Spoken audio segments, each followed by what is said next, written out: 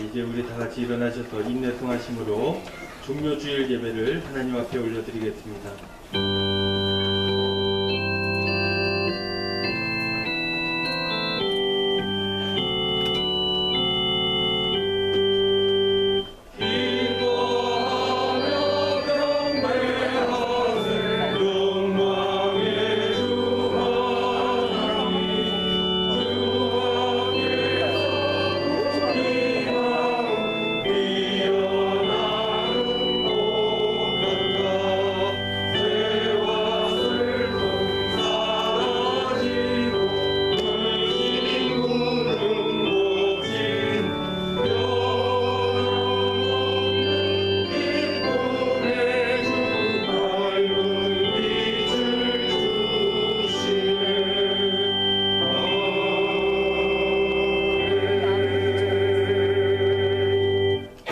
시온에 따라 크게 기뻐할지어다. 여호와에 따라 즐거이 부를지어다. 보라, 내 왕이 내게 임하시나니 그는 공의로우시며 구원을 베푸시며 겸손하여서 나귀를 타시나니 나귀의 작은 것 곧 나귀 새끼니라. 하나님은 영이시니 예배하는 자가 영과 진리로 예배할지니라. 아멘.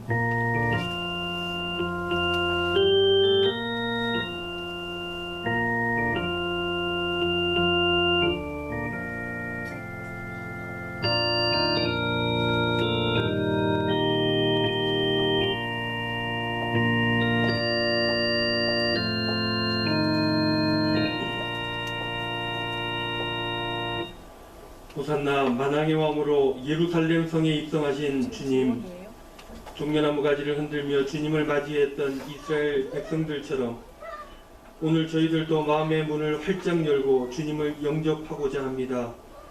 겸손하게 나귀를 타신 주님, 예배하는 저희들도 예수님의 마음을 본받아서 하나님과 사람 앞에 겸손한 마음을 품을 수 있도록 인도하여 주시옵소서. 무거운 십자가를 지시고 끝까지 골고다 언덕을 오르신 주님, 오늘 예배하는 저희들도 주님의 발자취를 따라 끝까지 주님과 동행하게 하여 주시옵소서.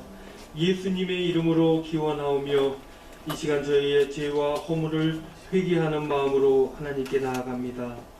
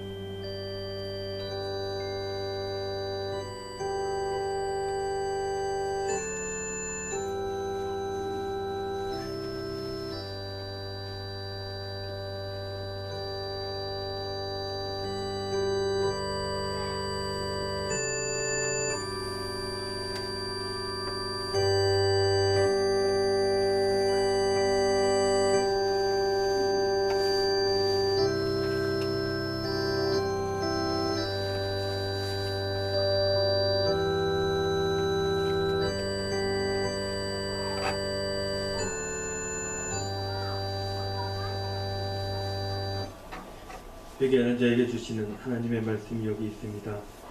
그의 노여우면 잠깐이요 그의 은총은 평생이로다. 저녁에는 울음이 깃들일지라도 아침에는 기쁨이 오리로다. 주께서 나의 슬픔이 변하여 내게 춤이 되게 하시며 나의 베옷을 벗기고 기쁨으로 띄우셨나이다. 아멘. 이제 다 같이 앉으셔서 주기도문 하겠습니다.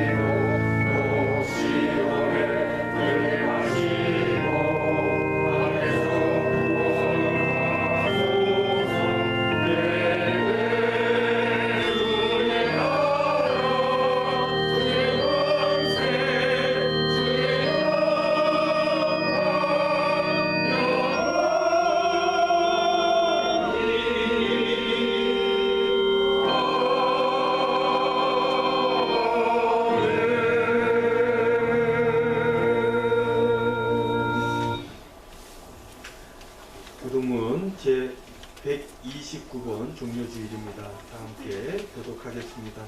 시온에 따라 크게 기뻐할지어다. 보라, 네 왕이 내게 임하시나니 그는 공의로우시며 구원을 베푸시며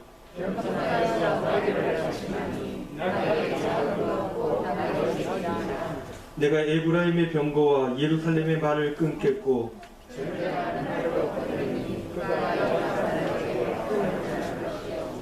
그의 통치는 바다에서 바다까지 이르고 앞에서 가고 뒤에서 따르는 무리가 소리 높여 이르되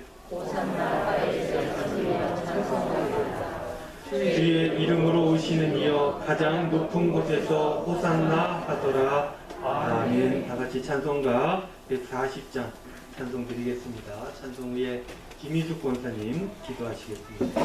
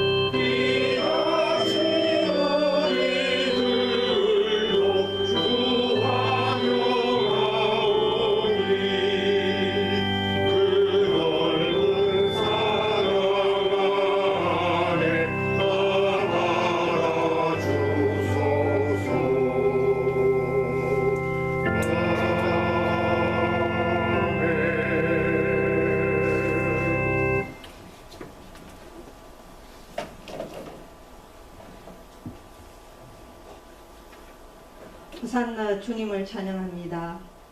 아직 전 세계가 팬데믹 상태에서 벗어나지 못하였음에도 불구하고 이렇게 교회에 나와 종료주일 예배를 드릴 수 있음에 깊은 감사를 드립니다. 주님의 제단 앞에 나와 우리의 허물과 죄를 고백하오니 주님 용서하시고 우리를 날마다 새롭게 하소서. 지난 겨울은 참으로 길었습니다. 기록적인 한파가 찾아왔고 특히 1월 초수는 메마른 강추위가 대구를 얼려버렸습니다. 그런데도 혹독한 추위를 온몸으로 이겨낸 목련은 이미 탐스러운 고귀한 고송이를 최선을 다해 피어올렸고 매화는 눈 속에서 짙은 향기를 풍겼으며 개나리도 진달래도 그 여린 눈부심으로 우리를 찾아왔습니다. 겨울이 매서웠기에 오히려 미미한 따뜻한 기온에도 예년보다 훨씬 더 빨리 꽃들은 마구마구 피어납니다.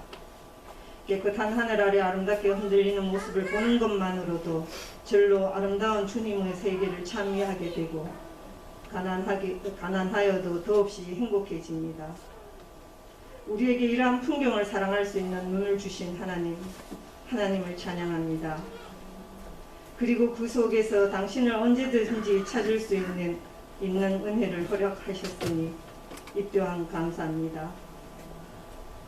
사실 지난해 3월 이즈음 대구는 정말 향후 어떻게 될 것인지 예측하기 어려울 정도로 혼란스러웠습니다. 사람으로 넘치던 곳은 대낮에도 인적이 드물고 혐오가 극을 치닫고 학교를 비롯한 많은 기관들이 셧다운에 놓였습니다. 이게 현실인가 할 정도로 지하철 안도 텅텅 비었었습니다. 공포 영화에나 나옴직한 좀비 바이러스가 우리 곳곳에 출몰할 것 같은 그런 시기였습니다. 그 시기를 겪으면서 사람들은 미래에 대한 불안은 안정을 바라는 마음을 넘었습니다. 있는 자는 있는 자대로, 소시민은 소시민대로 끝없이 살아나야 된다는 본능과 욕망에 흔들렸습니다. 부동산은 급등하고 주식은 전례 없이 타올랐습니다. 혼란스러운 때를 먹잇감 삼아 정치는 양극단으로 더욱 대립하고 각종 쏟아지는 언론에 우리는 분노와 불안을 가중시켰습니다. 주님, 바로 이러한 때에 주님은 호산나로 오셨습니다. 하나님 아버지, 나를 믿는 자는 영원히 목마르지 아니하리라 하는 진정한 구원의 말씀으로 오셨습니다. 이 역동적이고 예측하기 어려운 시대를 살아남으려고 나이 든 분은 나이 든 분대로, 젊은이는 더더욱 이 풍요의 시대를 살면서도 또 목말라 합니다. 주님, 우리를 불쌍히 여기소서. 고난 주간 동안 주님과 함께 하면서 우리에게 그 고귀한 희생과 사랑을 다시금 일깨우시고 우리를 구원의 길로 인도하소서. 하나님을 더욱 의지하고 이 시대와 우리를 돌아볼 수 있는 지혜를 허락해 주옵소서. 우리가 무엇을 바라보고 어디를 디비고 있는지 항상 주님의 눈으로 감찰하게 하옵소서. 하나님 아버지, 이번 고난 주간 동안 더욱 주 예수 그리스도의 희생과 십자가를 깊이 생각하며 살길 원합니다. 하나님 아버지 뜻에 따라 십자가에 죽기까지 순종하신 예수님은 십자가를 기어이 지셨습니다. 자기 백성이가 오셨지만 영접하지 못하시고 오히려 십자가에 못 박으라고 크게 소리질렀던 불순종을 기억합니다. 그럼에도 불구하고 주님은 우리를 구원하시는 기쁨을 위하여 그 놀라운 사랑을 실천해 주셨습니다. 감사합니다. 하나님 아버지, 특별히 몸과 마음이 아프고 힘든 은강 가족을 위해서 기도합니다. 한 분 한 분 손잡아 주시고 새롭게 회복되는 은혜를 주시옵소서. 또한 멀리 있는 사랑하는 가족들, 힘든 이웃을 생각하며 그들을 위해 정성으로 기도하게 도와주시옵소서. 그리고 세상에 담대하게 맞서며 기쁨으로 이 세상을 살아갈 수 있도록 매일 일상을 지켜주옵소서. 교회를 위해서 기도합니다. 지역에 선한 영향력을 끼치는 이웃이 되기를 도와주시옵소서. 우리나라를 위해서 기도합니다. 실족하여 넘어지지 않게 지켜주실 것을 믿습니다. 하나님 아버지, 부디 이 시기를 잘 살아낼 수 있도록 다윗의 기도처럼 주의 빛과 주의 진리를 보내시어 우리 살아가는 동안 우리를 한 걸음 한 걸음 인도하시고 마침내 주의 거룩한 상과 주님이 계시는 곳에 우리를 다다르게 하옵소서. 이 모든 말씀 우리 주 예수 그리스도 이름 받들어 기도드립니다. 아멘.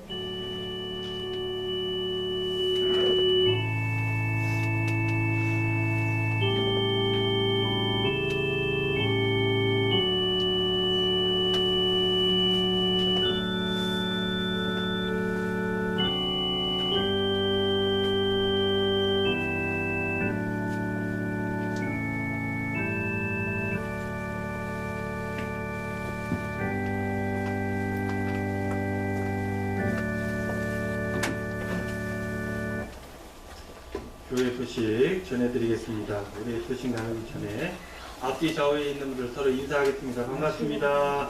잘 오셨습니다. 오늘도 은혜 많이 받고 돌아가시기를 바랍니다. 서로 인사하겠습니다. 반갑습니다. 여러분들 한 주간 잘 지내셨죠? 따뜻하다 못해 조금씩 더워지고 있는 느낌이 듭니다. 그죠? 우리 권사님 기도해 주셨지만 꽃이 만발했어요. 여러분들 동네 앞에 하나씩 벚꽃이 있을 텐데 꽃이 많이 폈죠. 저희 그 사택이 있는데 근처에는 꽃이 빨리 폈다가 어제 비 오는 바람에 좀 떨어진 것 같아요. 벌써 아쉬움이 있는데 여러분들 봄 계절에 더욱더 희망차게 신앙의 삶을 살아가실 수 있기를 바랍니다. 오늘 우리 서울 가셨다가 오랜만에 오신 우리 박철우 집사님 자리하셨네요. 이경숙 본사님은 머리가 좀 불편하셨는데 많이 좀 좋아지셨나 모르겠습니다. 위에서 우리 성도님들 기도 많이 해주시고요. 우리 그 옆에 앉아 계시는 또 유도일 집사님 건강을 위해서도 여러분들 기도해 주시고, 얘기 나온 김에 먼저 말씀드리면 우리 신홍인 장로님 위해서도 여러분들 기도 많이 해주시기를 바랍니다. 많은 분들이 이렇게 연락 주시고 격려해 주신다고, 감사하다고, 꼭 안부 전해달라고 오늘 아침에도 연락이 왔었습니다. 우리 신장로님 소식이 굉장히 궁금하실 텐데요. 식사 하루 3끼 잘하고 계시답니다. 아직까지 죽을 드시고요. 중간중간에 간식으로 영양식을 챙겨 드시고, 그래서 지금은 체중이 감소되는 것들이 이제 중지되었다. 이제 앞으로 좋아질 거다. 오늘 아침 얼굴이 좋았다. 이런 얘기들 전해 주셨습니다. 3월 30일 내일 모레죠. 외래가 있습니다. 분당 서울대병원에 외래가 있어서 가셔서 마지막 그 전이 관련하여서 얘기를 듣고 대구로 내려올 계획이 있습니다. 뭐 지금으로 봐서는 크게 어려움은 없다. 잘 진행되고 있고 회복되고 있다. 감사하다. 기도해 주셔서 고맙다. 이런 말씀 전해 주셨으니까요. 여러분들 이르면 다음 주 부활주일 날 우리 신장로님 얼굴 뵐 수도 있지 않을까 하는 기대감을 좀 가져봅니다. 상황이 조금 여의치 않으면 그 다음 주에 또 오시게 될 텐데요. 계속해서 여러분들 기도해 주시기를 바랍니다. 오늘은요 종려주일입니다. 그리고 이번 주간은 고난주간입니다. 오늘 말씀 이렇게 나누겠지만은 오늘 예수님께서 이제 예루살렘 성으로 들어가신 날이죠. 그래서 한 주간의 삶을 살아가시다가 이제 요번 주 금요일 날 십자가를 지시고 십자가에서 죽으신 그런 날입니다. 그래서 기독교인들에게 있어서는 참 무겁고 어려운 날들이다. 고난주간을 보내고 있습니다. 여러분들 위해서 계속 기도해서 신앙의 삶을 잘 살아가실 수 있기를 바라고요. 이 고난주간이 지나고 나면 다음 주 4월 4일이죠. 부활주일입니다. 부활주일 여러분들 예배에 참여하셔서 부활의 기쁨을 나눌 수 있었으면 좋겠습니다. 오늘 예배 마치고 나서는요. 목양실에서 정기 당회가 있겠습니다. 성경 필사 여러분들 고생 많으시죠? 이제 앞으로 며칠 남았습니까? 오늘부터 시작하시는 분이 계신지 모르겠습니다만은 다 같이 내주셔야 제본이 들어갑니다. 책을 만들 거거든요. 그러니까는 다음 주까지 꼭 이렇게 다 내주시길 바라고요. 오늘 이미 제가 아침에 오니까 목양실에 이렇게 막 쌓여 있어요.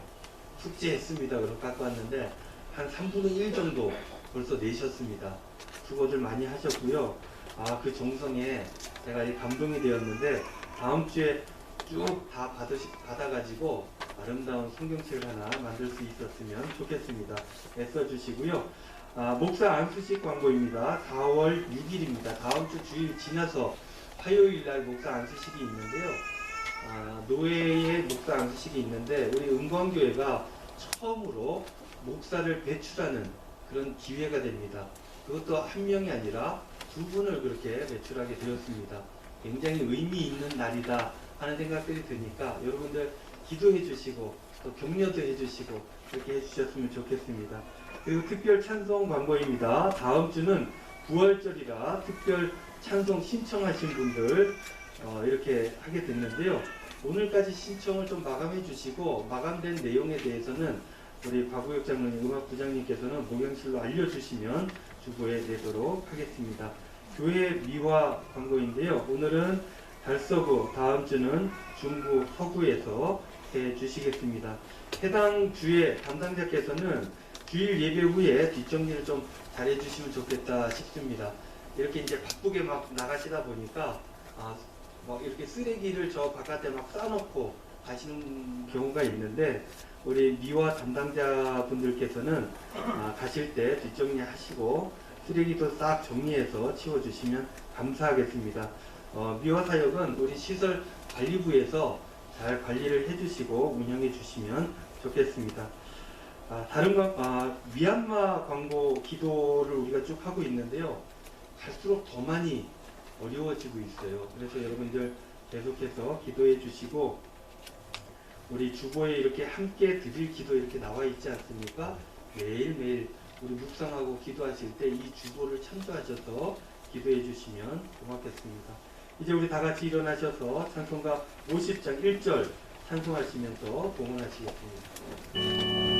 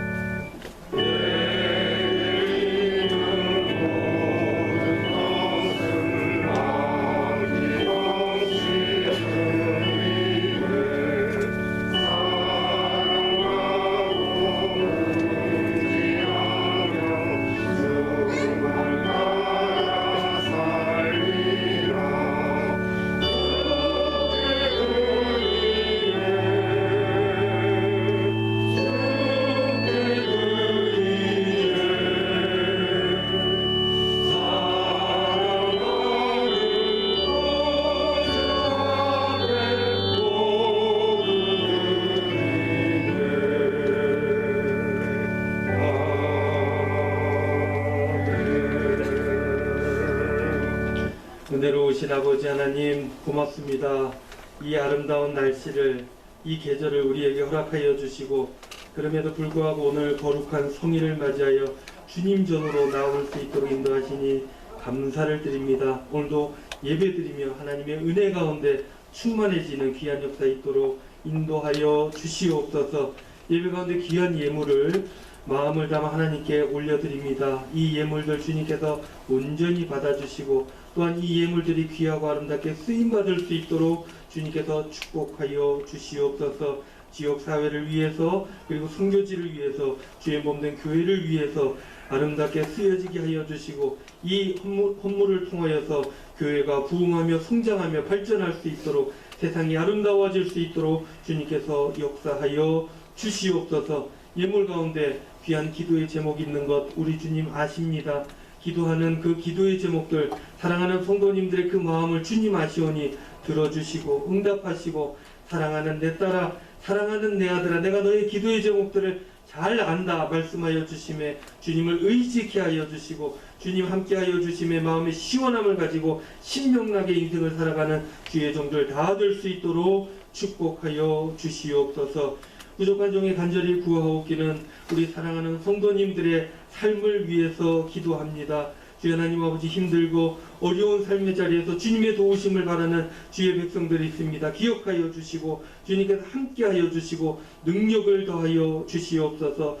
길을 열어주시고 그 길로 시온의 대로와 같이 힘차게 나아갈 수 있도록 주님 인도하여 주시옵소서. 코로나로 인하여서 어려운 성도들 주님 기억하여 주시고 믿음을 주시고 어려움 없게 하여 주시고 불안하지 않도록 주님께서 늘 함께하여 주시옵소서. 특별히 간구하옵기는 우리 연약하여 건강을 잃은 주의 백성들 주님께서 기억하여 주시고 안수하여 주시고 낫게 하여 주시옵소서. 허리도 강건하게 하여 주시고 그 폐도 숨쉬기 어렵지 않게 하여 주시고 주의 하나님 아버지 모든 연약함들을 낫게 하여 주심으로 주님을 늘 찬양하는 주의 백성들 되게 하여 주시옵소서. 수술하고 회복하는 주의 종 주님께서 특별히 기억하여 주시고 속히 회복될 수 있도록 은총을 더하여 주시옵소서. 그리고 다시 시작하는 남은 여생들을 주님 앞에 온전히 사용하고 하나님 앞에 영광 돌리는 복된 종이 될 수 있도록 은총 베풀어 주시옵소서. 멀리 떨어져 있는 우리 자녀들 어디에 있든 무엇을 하든지 주님께서 천사를 보내시어 늘 강건하게 하시고 안전하게 하여 주시옵소서. 그리고 가정에 주신 기업들 주님께서 복을 더하여 주시어서 물질로 인하여서 먹고 입고 하시는 그런 일들로 인하여서 범죄하거나 공고해지지 아니하도록 마음이 힘들지 아니하도록 우리 주님께서 우리 귀한 성도님들의 가정의 기업을 선하고 아름다운 것들로 늘 풍성히 채워 주시옵소서. 이번 한 주간도 기쁨이 충만하게 하여 주시고 귀한 믿음의 결단으로 우리 성도님들 강건하게 하실 줄로 믿고 감사드리며 예수님의 이름으로 기도하옵나이다. 아멘.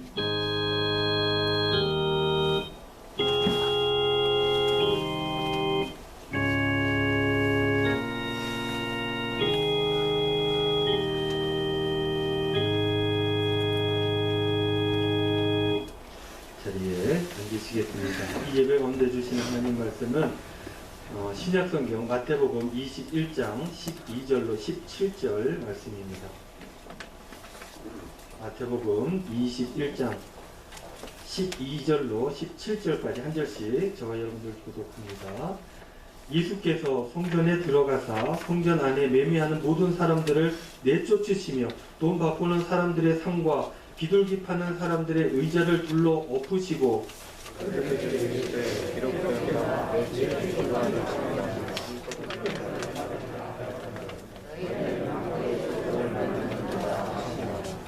맹인과 저는 자들이 성전에서 예수께 나오매 고쳐주시니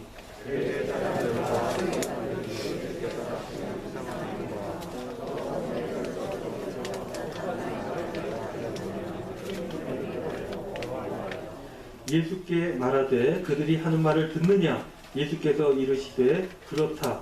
어린 아기와 젖먹이들의 입에서 나오는 찬미를 온전하게 하셨나이다 함을 너희가 읽어본 일이 없느냐 하시고 그들을 떠나 성 밖으로 베다니에 가서 거기서 유하시니라. 아멘. 이 시간에는 특별 찬송 시간입니다. 우리 유신옥 권사님 그리고 배현희 사모님 특별 찬송 하나님께 영광 올려드리겠습니다.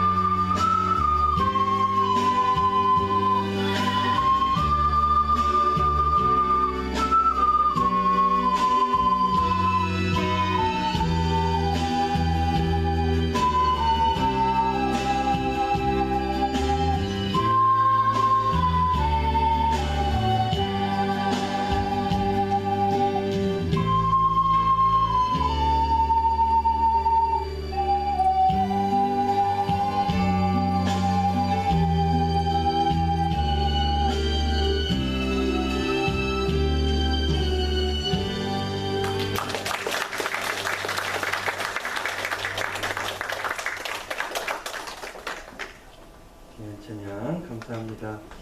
여러분 오늘 무슨 날이죠? 종려주일이죠. 종려주일입니다. 예수님께서 예루살렘에 입성하실 때 사람들이 환호하면서 뭘 흔들었다고요? 종려나무 가지를 꺾어서 막 흔들었다 해서 종려주일이다라는 이름이 붙었습니다. 당시 종려나무 가지를 흔드는 데는 그 당시의 어떤 역사적인 배경들을 이해할 필요가 있는데요. 종려나무 가지는 당시 그 지역에서 영광, 아름다움, 기쁨, 또한 승리 이런 개념들을 그 종려나무 가지로 표현했다는 거예요. 그래서 개선 장군들이 들어올 때 그 개선 장군을 환영할 때 이 종려나무 가지를 흔들었다고 합니다. 그래서 예루살렘에 들어가실 때 예수님께서는 이 종려나무 가지를 흔들어서 환영하는 백성들의 환영을 받으면서 들어가게 되셨던 것이죠.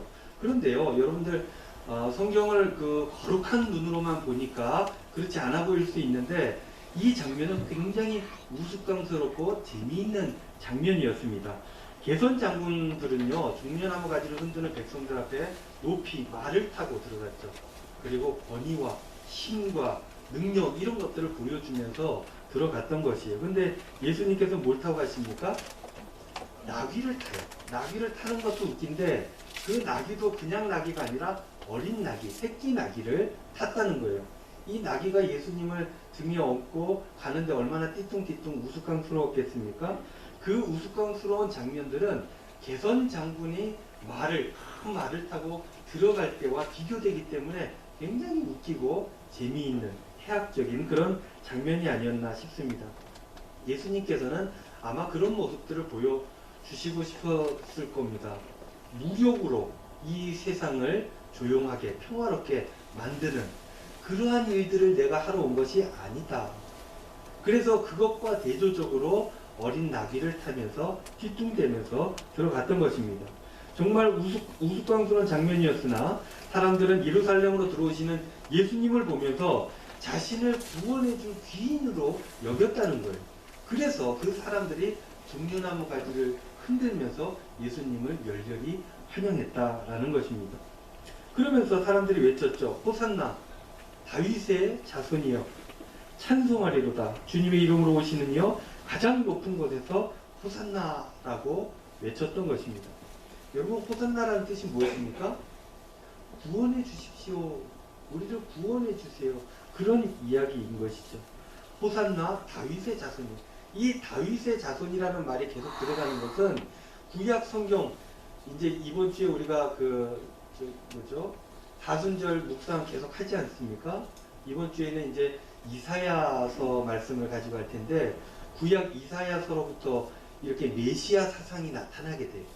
구약 시대에 이 메시아 사상 중에는 어떠한 얘기가 있냐면 다시 오실, 그래서 이 땅을 회복하실 메시아께서는 다윗의 자손이다, 이런 이야기들이 구약 시대부터 있었던 거예요. 그래서 이 들어오시는 어린 나귀를 타고 뒤뚱대면서 들어오는 예수님이라도 그분을 메시아로 백성들이 봤기 때문에 호산나 다윗의 자손이여 라는 표현들을 쓰게 되었던 것입니다. 당시 로마 식민 통치를 받고 있었죠. 사람들은 있는 거 없는 거 다 뺏기는 삶을 살았던 것입니다. 우리는 일제치하라고 하는 경험이 있지 않습니까? 그 역사가 있기 때문에 더욱더 이 삶을 잘 이해할 수 있을 것입니다. 사람들은 삶이 깨어져 가고 피폐해져 가고 어려워졌습니다. 이 땅에 희망이 없다라고 생각했습니다. 그러나 이 소문에 예수님께서는 새로운 어떤 세상을 만들어갈 것이다라는 소문이 있었기 때문에 그 예수님을 열렬히 환영했던 것이죠.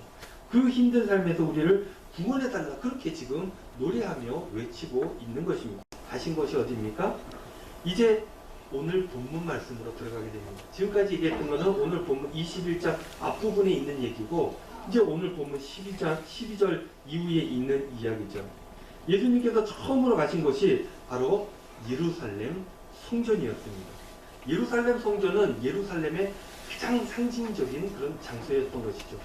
거기에서 정치가 나오고, 거기에서 종교에 대한 이야기들이 나오고, 거기에 문화가 있었던 것입니다. 모든 것이 핵심적으로 있었던 것이 바로 예루살렘 성전이었습니다. 마태복음 저자는 당시 그 핵심이었던 예루살렘 성전을 어떻게 표현하냐면요. 12절 말씀, 예수께서 성전에 들어가사 성전 안에서 매매하는 모든 사람들을 내쫓으시며 돈 바꾸는 사람들의 상과 비둘기 파는 사람들의 의자를 불러 엎으시고 라고 기록하고 있어요. 마태복음 저자 이 마태가 이렇게 쓰고 있는 거예요. 당시 성전을 어떻게 그리고 있냐면 장사하는 곳, 돈 버는 곳, 돈이 움직이는 곳, 권력이 나오는 곳, 이렇게 그리고 있었다는 것입니다. 그러한 성전으로 예수님께서 들어가셔서 성전은 어떤 집이라고요? 기도하는 집이다 라고 가르쳐주고 있었던 것입니다. 장사하는 사람들 다 물리치면서 하나님을 만나는 곳이지 여기가 장사하는 것이 아니다. 너희들의 욕망을 채우는 것이 아니다. 여기는 하나님과 소통하고 회복되어지는 곳이다 라고 일깨워 주신 것입니다. 그러면서 장사꾼들을 다 내쫓아 버렸어요. 그런 장사하는 곳이다 할지라도 이 사람들, 많은 사람들은 성전하면은 하나님을 만나는 곳이다 그렇게 생각을 했던 것입니다. 그래서 힘들고 어려운 사람들이 곳곳 이 성전으로 나왔던 것입니다. 그래서 고달픈 인생들, 고달픈 삶을 회복하기를 원해서 나왔던 것입니다. 그래서 그 장소에는 장애를 가지고 있는 사람들이 꽤나 많았던 것이죠. 예수님께서는 장사하는 사람들, 이게 제사를 드리려면 재물이 있어야 되지 않습니까? 이 재물들을 다 가지고 왔어요. 근데 예루살렘 성전에 그때 당시 이 재물의 흠을 꼬집어내고 이 재물은 하나님께 드릴 수 없다라고 비껴가게 하고 이 성전에다 파는 재물을 사갖고 재물을 제사를 드리도록 했던 거예요. 그래서 비둘기도 팔고 염소도 팔고 소도 팔고 거기서 다 장사를 했던 것입니다. 그런 장사하는 사람들을 다 물리치고 예수님께서 그 다음에 뭘 하셨냐면 힘들고 어려운 사람들을 만나서 도와주셨던 거예요. 다친 사람들을 고쳐주신 거예요. 장애가 있는 사람들을 회복시켜 주신 거예요. 사람들을 온전케 우리 주님께서 만들어 주신 것입니다. 그런 모습들을요 사람들이 옆에서 지켜봤습니다. 근데 그 중에서도 이 아이들이 그 장면들을 보게 되었던 것이죠. 자기네들이 보기에 늘 앉아서 구걸하던 사람인데 그 사람을 고쳐주신 거예요. 그 사람이 일어나서 걸어가는 겁니다. 아이들이 크게 환호했습니다. 환호하며 소리 지르며 노래했습니다. 뭐라고요? 아까 인파들이 따라오면서 했던 그 노래를 다시 한번 합니다. 호산나 다윗의 자손이요.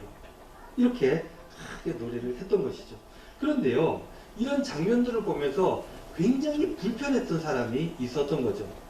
성경은 그 사람들을 이렇게 얘기하죠. 15절 말씀에 대제사장들과 서기관들이 이렇게 얘기를 합니다. 예수께서 하시는 이상한 일과 고침을 받고 성전이 새로워지고 정화되고 하는 그 모든 것들이 이 대제사장과 서기관들 눈에는 어떻게 보여요? 이상한 걸로 보이는 것이죠. 이상한 일과 또 성전에서 소리 질러 호산나 다윗의 자손이 하는 어린이들을 보고 어땠다고요? 노하여 화가 엄청 났던 것입니다.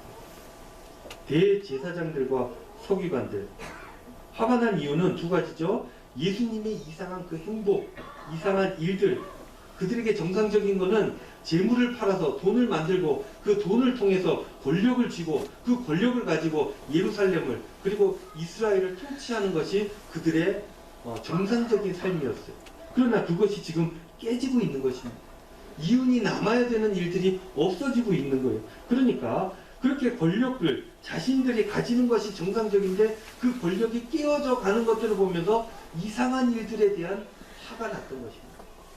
뿐만 아니라 두 번째 화가 난 이유는 어린 아이들이었어요. 그 예수님을 향해서 찬양하고 노래하는 게 너무나 거슬렸던 거죠. 듣기 싫었던 것입니다. 그래서 이렇게 표현하고 있어요. 성전에서 소리 질러 호산나 다윗의 자손. 이 대제사장과 서기관들 눈에는 그게 노래로 들리지 않고 소리 지름으로 들렸던 거예요. 화가 났던 것입니다. 듣기 싫었던 겁니다. 그래서 그들은 저들을 물리치기를 원했던 것입니다. 첫 번째 화가 난 이유는 자신들의 일이 망쳐가서, 두 번째 화가 난 이유는 자기들이 싫어하는 일들을 좋다고 노래하면서 하는 그 어린아이들, 사람들을 보면서 화가 났던 것입니다. 무시를 당했다. 이런 생각이에요. 여러분들 갑질하는 사람들 보잖아요. 내가 누군지 알아. 이 얘기부터 하지 않습니까? 우리 아버지가, 우리 아빠가 이런 얘기 하잖아요.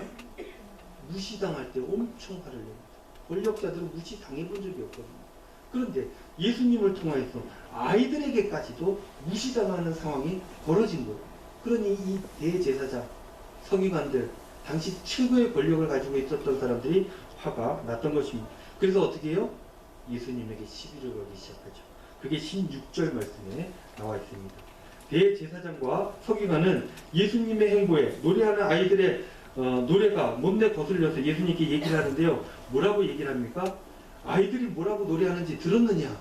라고 얘기해요. 이 소리가 들리느냐? 그랬더니 예수님 뭐라 그래요? 시편 8편의 말씀을 가지고 이야기를 하시는데 그래 들린다. 그러면서 이렇게 얘기하죠. 어린 아기와 젖먹이들의 입에서 나오는 찬미를 온전케 하셨나이다 함을 읽어보지 못했느냐? 하나님의 말씀이 지금 이루어지고 있는 것이다 라고 반박하면서 이야기를 하시고 그 성전을 빠져나오게 되시죠. 그렇게 하루의 일과를 마치고 성 밖으로 나가셨던 것입니다.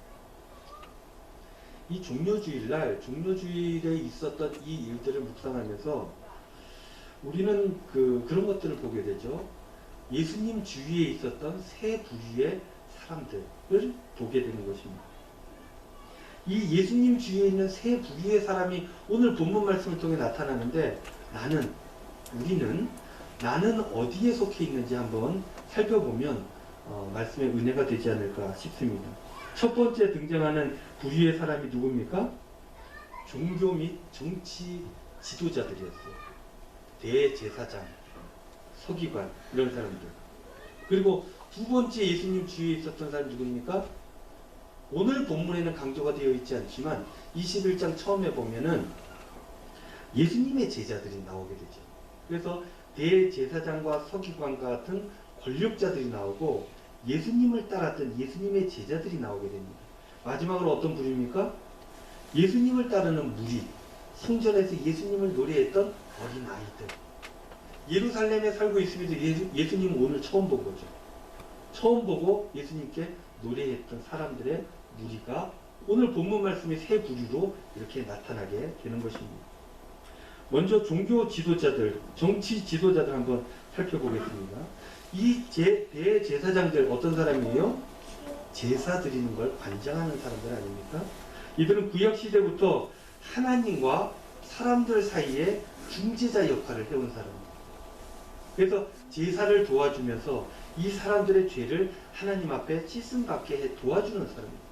그래서 이 사람들이 온전한 삶을 살아갈 수 있도록 하고 하나님께 이 사람들의 삶의 모양새를 통해서 영광을 돌리는 그 일들을 감당했던 사람이 이 제사장들이었습니다. 그리고 서기관들은 어떤 사람입니까? 서기관들은 필사하는 사람. 요즘과 같이 막 인쇄기로 막 돌려서 찍어내는 시대가 아니지 않습니까? 하나하나 다 쓰는 거. 뭘 씁니까? 성경도 쓰지만 율법도 하나 다 필사를 했습니다. 이 사람들은 율법을 연구하여서도 사람들에게 가르치는 사람들이에요. 그러니까 이들은 옛날부터 하나님과의 관계 그리고 하나님에 대한 말씀을 대했던 사람들입니다. 하나님에 대해서, 종교에 대해서, 진리에 대해서 보통 사람들보다 훨씬 더 많은 것들을 알고 가지고 있는 사람들이 바로 이 종교 지도자들이었던 것입니다. 그런데 이들이 예수님과 문제가 있었던 것은 무엇이냐면 그들이 알고 있는 여지껏 공부하고 배우고 가르쳤던 하나님의 모습과 예수님께서 얘기하시는 그 하나님의 모습이 서로 달랐다는 것입니다. 예수님께서 말씀하시는 선포하시는 하나님 나라를 이 사람들은 이해를 못했던 것이에요. 서로 달랐기 때문에. 그래서 그들은 예수님께서 하시는 기적들 이해를 할 수가 없었습니다. 예수님께서 말씀하시는 하나님 나라 전혀 이해를 못했던 것입니다. 그러니 예수님을 따르는 사람들의 호산나라고 외치는 그 노래도 이해할 수가 없었던 것입니다. 왜 저런 노래를 하지? 저런 노래는 메시아에게 하는 건데 왜 저런 예수라고 하는 사람한테 이런 노래를 하지? 이해할 수가 없었던 것입니다. 성경에 나오는 하나님의 말씀이 그 현장에 선포되어지고 사람들이 그 현장에서 나음을 입게 되고 고침을 받게 되고 또 사람들이 새로운 나라에 대한 기대심을 가지고 희망을 가지고 새로워지고 있는데 저들은 화가 났던 것입니다. 사람들은 좋아지고 있는데 저들은 화가 나요. 왜요? 자기가 생각하는 하나님과 하나님의 역사와 예수님께서 하시는 그 일들이 달랐기 때문입니다. 그래서 화가 나고 끝내 예수님을 탄압하고 그 주간에 예수님을 죽음으로 몰아넣게 되었던 것입니다. 바꿔 얘기하면 저들은 이미 그 안에 다 정답이 있었던 것이죠. 삶의 정답이 있었고 종교에 대한 정답이 있었고 진리는 자기가 소유할 수 있는 것이라고 생각했고 다 자기가 가지고 있었습니다. 자기가 정답을 가지고 있는데 하나님은 이러이러하다든지 우리를 구원하러 오시는 메시아는 어떤 분이시라든지 다 정답을 갖고 있는데 그 정답이 너무나 확고하여서 다른 이들의 다른 얘기들은 다 틀린 얘기가 되었던 것입니다. 진리 대신 예수님께서 오셔도 자기네들의 정답 때문에 예수님을 볼 수가 없었던 것입니다. 예수님이 자신의 정답과 달랐기 때문에 받아들일 수 없었고 받아들일 수 없을 뿐만 아니라 예수는 잘못된 사람이라고 정리하게 되고 제거의 대상이 되었던 것입니다. 그래서 저들은 일주일 뒤에 예수를 십자가에 못 박아버린 것입니다. 여러분 다른 것과 틀린 것은 같은 게 아닙니다. 다르다고 틀리지 않을 수 있습니다. 그런데 저들은 다른 것은 다 틀린 것이. 왜냐? 자기네들이 정답을 갖고 있기 때문에. 그리고 틀린 것은 어떻게 돼요? 없어져야만 했습니다. 그래서 이 율법학자들, 서기관들, 대제사장들 이런 사람들은 다른 것은 모두 다 적이 되는 것입니다. 그래서 다 없애버려야 돼요. 이런 사람들이 예수를 죽이는 거예요. 두 번째 부류의 사람은 어떤 사람입니까? 예수님의 제자들이죠. 오늘 본문에서는 예수님이 탈 것을 위해서 나귀를 구해오는 역할로 제자들의 사역이 나오게 됩니다. 주가 쓰시겠다 하라 라고 얘기하면 탈 것을 줄 것이다. 그래서 제자들이 그걸 가지고 와서 예수님이 타고 다닐 수 있도록 타고 예루살렘에 입성할 수 있도록 도와주죠. 예수님 가장 측근에 있었던 사람들입니다. 3년 동안 예수님과 함께 했던 사람들입니다. 소위 말해서 최측근입니다. 예수님의 모든 일들, 말씀, 행동, 생각 옆에서 지켜봐 온 사람입니다. 그런데 그 제자들 예수님과의 관계가 어떻게 됩니까? 날로 돈독해집니까? 예루살렘에 들어오면서 뭔가 좀 달라지기 시작합니다. 예루살렘에 들어오면서 예수님과 왠지 서서히 여러분들 이제 복음서를 읽어보십시오. 예루살렘에 들어오고 난 이후부터 제자들하고 뭔가가 서먹해지고 이상해지기 시작한다는 것을 볼 수 있을 것입니다. 그렇게 예루살렘에서 멀어지다가 끝내는 십자가 현장에서 어떻게 해요? 다 예수를 버리고 도망갑니다. 왜 그랬을까? 왜 저들은 끝까지 함께할 것처럼 했었는데 왜 끝내 예수님을 버리고 다 도망을 했을까? 왜냐하면 그들이 원하는 것과 예수님께서 원하는 것이 달랐기 때문입니다. 그것을 조금씩 알아가다가 예수님의 재판장에서 십자가 현장에서 예수님이 원하는 삶과 내가 원하는 것은 완전히 다른 것이구나 깨달아 알게 되었고 그래서 그들은 배신하게 되었던 것입니다. 그들은 예수님께서 말씀하시는 하나님 나라가 민족의 독립을 말씀하시는 것인 줄 알았던 것입니다. 독립을 쟁취한 이후에 뭐라도 한 자리 얻어가지고 권력을 가질 수 있을 것이다라고 저들은 생각했습니다. 그렇게 영웅적인 삶을 지금 내가 좀 고난이 있고 어려움이 있다 할지라도 조금만 더 있으면 예루살렘에 들어가서 그 정부를 장악하기만 하면 이제 내가 한 자리 얻고 영웅적인 삶을 이후에 살 수 있을 것이다 하는 기대가 있었던 것입니다. 그런데 예수님의 길을 알고 보니까 그런 길이 아니었던 거예요. 달랐던 것입니다. 그래서 그들은 예수님을 버릴 수밖에 없었던 것입니다. 예수님을 통해서 무엇인가 얻으려고 했는데 얻을 게 없어지니 예수님을 버렸던 부류가 바로 이 예수님의 제자들이었다는 거죠. 그러면 세 번째 부류는 어떤 사람들입니까? 예수님께서 예루살렘에 입성할 때 예수님을 따랐던 사람들, 그런 무리들, 이름도 없어요. 누군지도 모릅니다. 무리라고 지칭합니다. 이런 이들은 예수님의 과거의 삶이 어쨌는지 모릅니다. 예수님의 앞으로의 삶이 어떻게 될 것이라고 알 수 없습니다.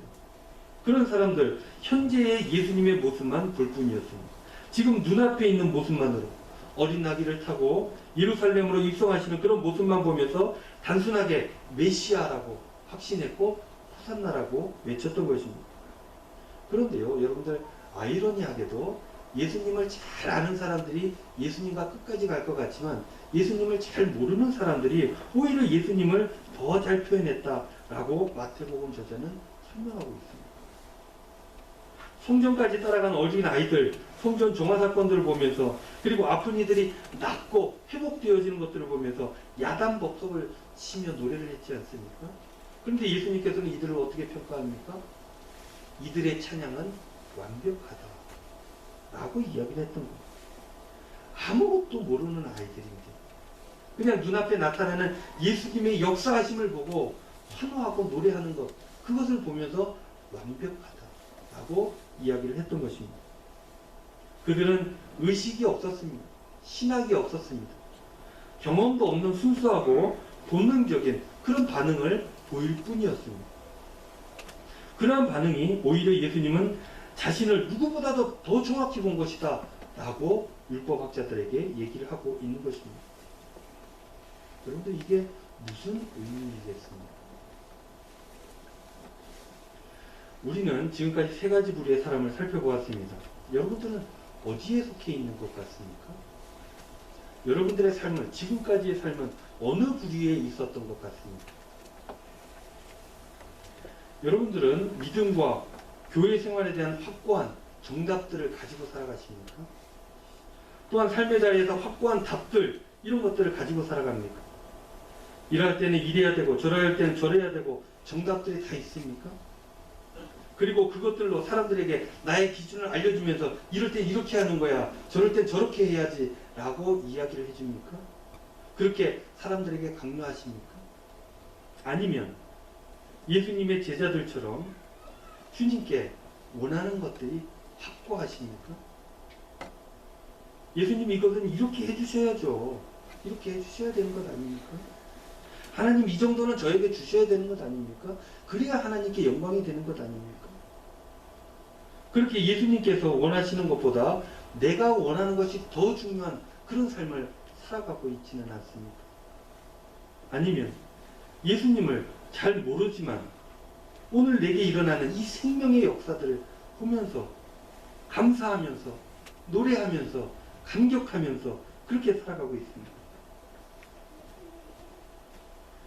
여러분들은 여러분들의 신념, 삶의 기준들, 가치, 이런 것들이 중요합니까? 아니면 삶의 존재, 그것이 나 자신이든 타인이든 이 존재, 이 존재의 회복, 이런 것들이 더 중요하십니까?